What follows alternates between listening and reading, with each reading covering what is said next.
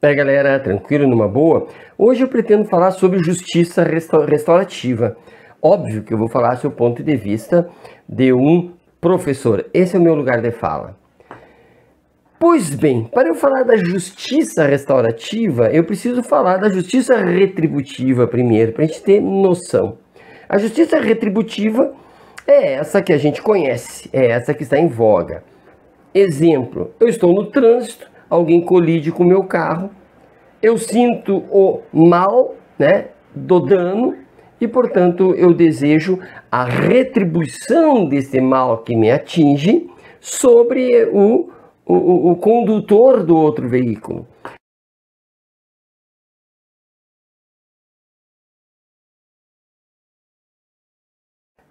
Portanto, judicializando, eu vou ter um Estado que vai ter que decidir o tamanho do mal que deve atingir a pessoa que agrediu as regras de trânsito, e portanto atingindo o meu veículo. Teremos um defensor que dirá que eu sou um anjo, e teremos o outro defensor que vai dizer que eu não sou anjo, anjo é o outro.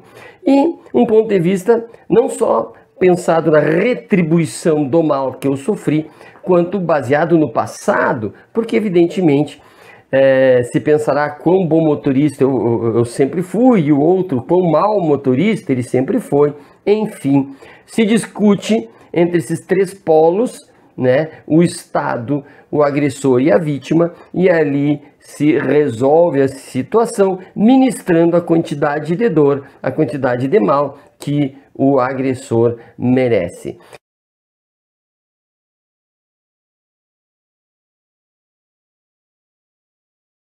Percebam que esta é a visão que, de maneira geral, é o que nós temos. Há um criminoso, há que o Estado puni-lo, e é essa punição que vai impedir com que ele delinqua. Mas haveria outra possibilidade de trabalharmos que não seja a reflexão sobre o mal da pena, sobre o mal que o maldoso fez sobre a vítima? Haveria outra possibilidade? Pois bem, vamos imaginar uma outra forma de resolução de conflitos, que ela fosse pensada não no passado, mas fosse pensada no futuro. Ou seja, sempre que há uma disrupção das relações, elas poderiam ser pensadas de maneira que não houvesse novamente essa disrupção. Mas o processo de discussão, o convívio entre as pessoas traumatizadas pelo evento seria valorizado. As pessoas discutiriam o ocorrido, se conscientizando do mal que alguém causou, o mal que alguém sofreu, e portanto, empoderados todos os envolvidos, eles possam discutir. Percebam, poderia haver uma possibilidade das pessoas envolvidas não chamarem um terceiro, um Estado, para decidir, mas elas arrogarem para si o direito e o poder de decidirem entre si, dentro das regras da lei, dentro da normalidade, dentro, enfim, dos princípios da dignidade da pessoa humana, da cidadania, etc, etc, etc.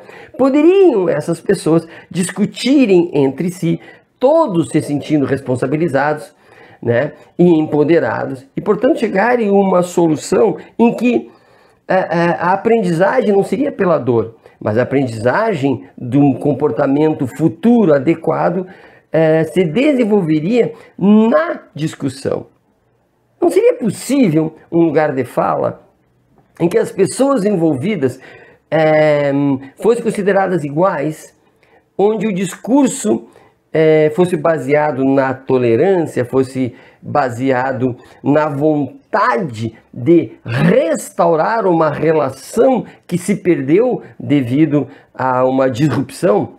E que essa relação fosse pensada não só entre o agressor e vítima, entre o causador e o causado, vamos dizer assim, né? Mas que envolvesse também as famílias dessas pessoas, não no sentido de que fosse um tribunal, mas no sentido de discutir que essa dor que eu sinto, meus familiares de certa forma sentem. E que a solução, portanto, deve ser compartilhada entre todos os envolvidos. E vamos imaginar também uma situação em que o mais fraco na relação fosse empoderado, independente se ele é agressor ou se ele é vítima, mas o menos favorecido fosse empoderado de maneira de poder falar em pé de igualdade, em pé de igualdade de entendimento, em pé de igualdade de capacidade de argumentar, em pé de igualdade de respeito, né? Pudesse argumentar com a outra pessoa. Percebam? Que se houvesse, e há esse espaço, né, seria muito interessante, porque todos aprenderiam e mais, se sentiriam responsabilizados pelos acontecimentos.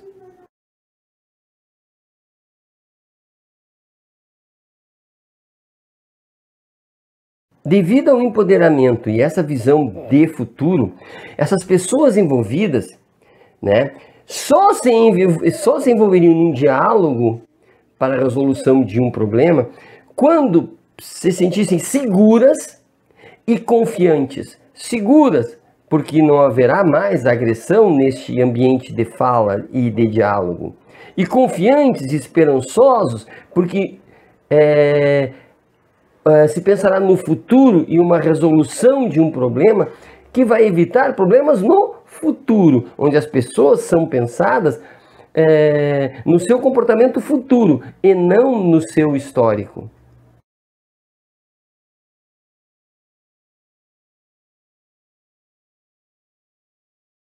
Percebam que estamos falando não numa retribuição do mal pelo mal, né? Estamos falando de uma restauração, de uma estabilidade, de uma confiança, de uma harmonia que se tinha antes do evento e que se perdeu, né? Uma credibilidade nas relações humanas que se perdeu, mas que é possível restaurar.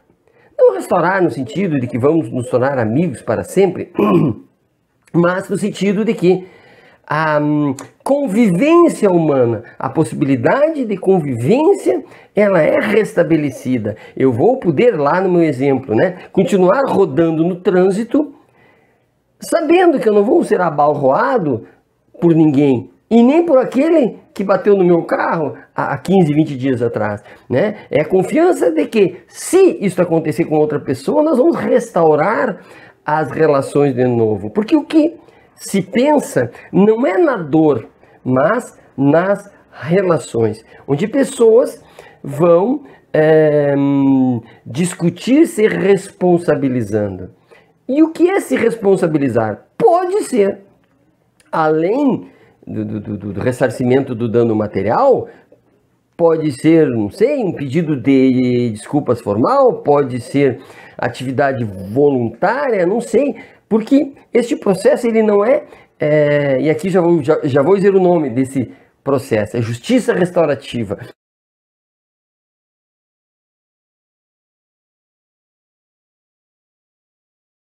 Essa justiça restaurativa ela é mais aberta que a formalidade da lei. Ela é limitada pela lei, evidentemente, mas ela é um processual que vai construindo o próprio caminho. Então é possível infinitas soluções, né? E desde que essas soluções deixem as pessoas satisfeitas ou mais satisfeitas possível, né? Que elas possam aprender com o processo, no sentido de procedimento, com o próprio diálogo e conversas e restaurações possíveis.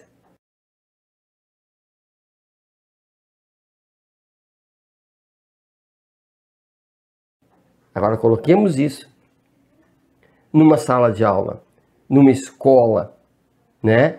Coloquemos isso numa situação em que os envolvidos vão dialogar. Os envolvidos vão aprender no convívio, onde o agressor vai poder falar, onde o agredido vai poder falar, e não haverá um terceiro que vai decidir, não haverá uma direção que vai determinar os destinos, né, em que as famílias contam o ocorrido para a direção e a direção então vai tomar a decisão mais sábia, né? Não, será um momento de preparação para que as pessoas possam discutir, os familiares, a escola, as pessoas envolvidas, possam discutir e aprender qual é o melhor procedimento no ambiente escolar, e tendo como parâmetro o bom relacionamento, tendo como parâmetro a harmonia, a aprendizagem, tendo como parâmetro a socialização comunitária, fraterna entre as pessoas. Portanto, eu advogo aqui o ideal da justiça restaurativa se sobrepondo à justiça retributiva. Não é porque um aluno fez X equivocado que a escola, que a família, que a comunidade fará X equivocado sobre ele, para que um erro e outro erro somados se chega a um acerto. E erro chamo aqui a punição simples, a punição direta, mediada pelo histórico do aluno, e para que ele, ao sofrer a punição, não faça mais, pelo medo da punição e não pela aprendizagem. Portanto, fica aqui a dica: mais justiça restaurativa, menos retributiva. Abraço e até a próxima.